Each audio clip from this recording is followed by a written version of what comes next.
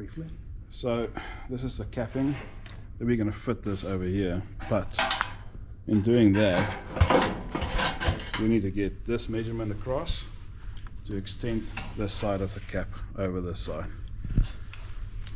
It's obvious, but yeah. So we need to get across to this point here to cover all this.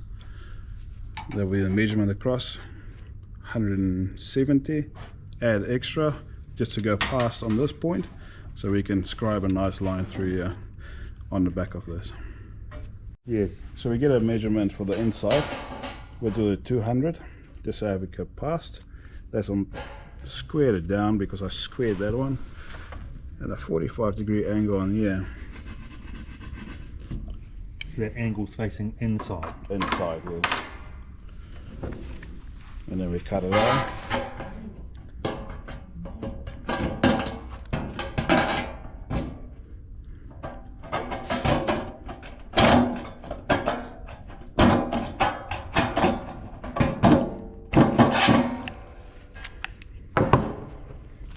And be aware if you have left and right snips as well. Makes your life easier so you don't fight the metal. Never knew that.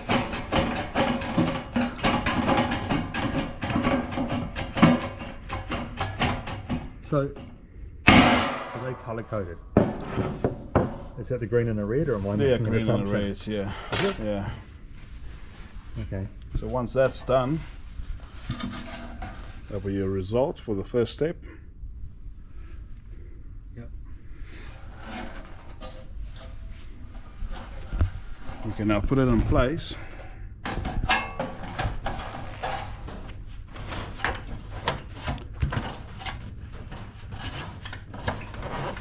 So what we can see is a little gap there. Got to find out what's the best way to fit it, so you can trim this a little bit to suit. It will never fit in perfectly until you're a couple of steps later.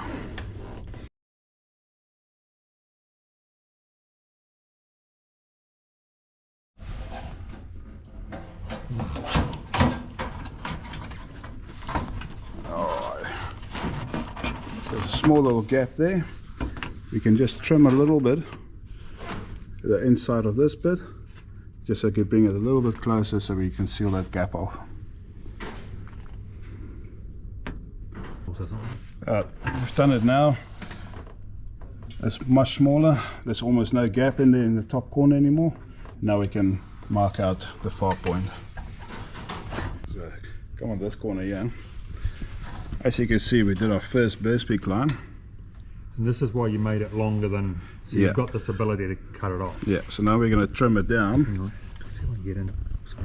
We're going to trim this little burst peak here, so it fits in nicely, so this can sit in closer.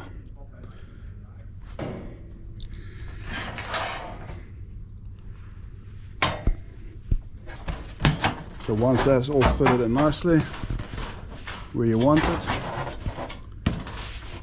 you're going to mark this corner here.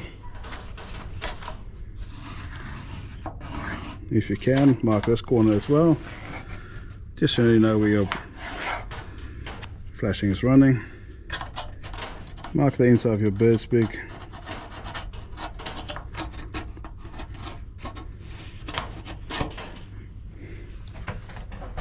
Markings will look like this.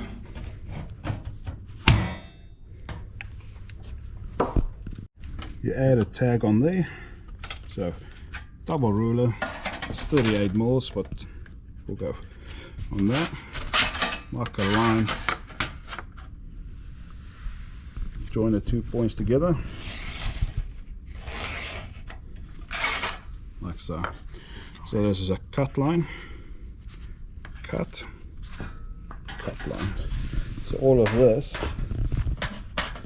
will be removed.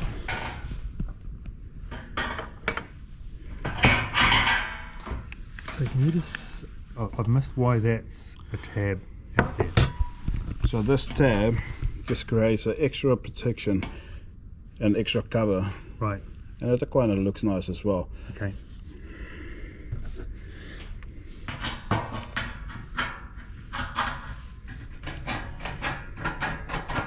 And so having a double ruler is quite handy. Yes. That made it really easy.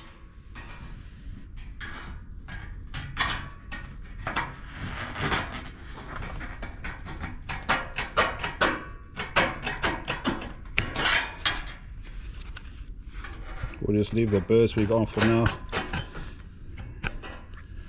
And make double sure our measurements are good for the burrs wig.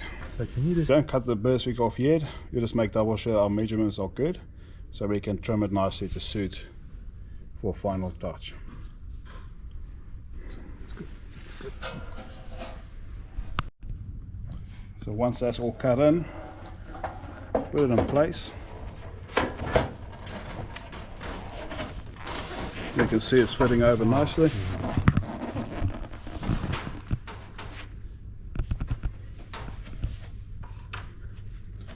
You can see the burrs wig is going to stop there, the point. You follow this line all the way through, transfer it over to this line, and that's where you're going to stop. So we can cut in this burrs wig area. And this is the tab. Yep. So I know this point running down here will finish in that point. Again, sorry. So the top of this crease Hang on. is finishing. The top of that crease, yeah. It's finishing on this point here. So it will line up.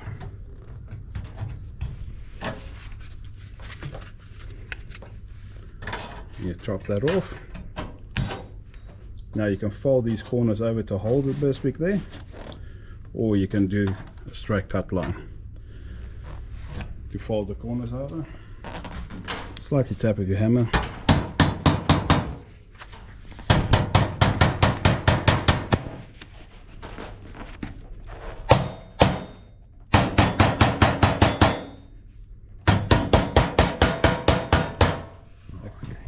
That can be a finished product like that, or if you want to cut it in 45-degree angles, a different product. Finish.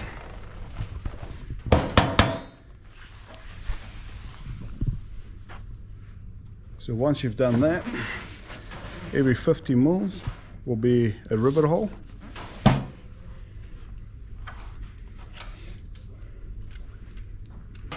You measure out. So this is 150, approximately 10-15 mils, actually 10-15 mils from the edges.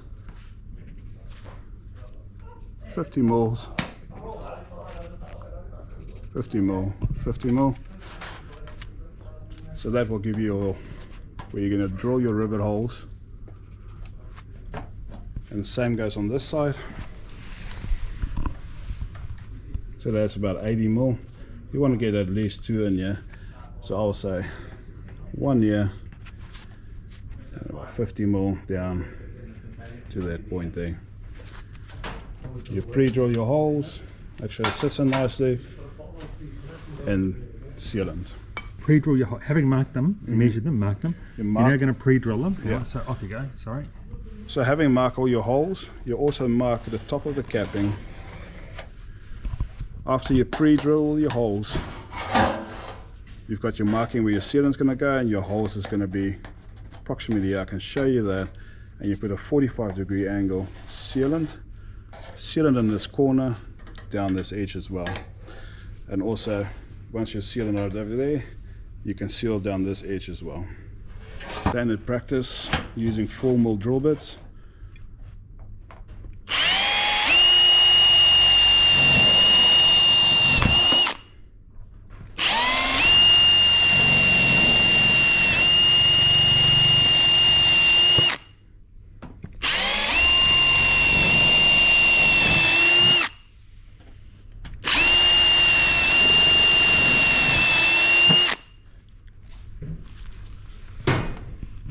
So you clean all debris off, so there's no swarf left behind.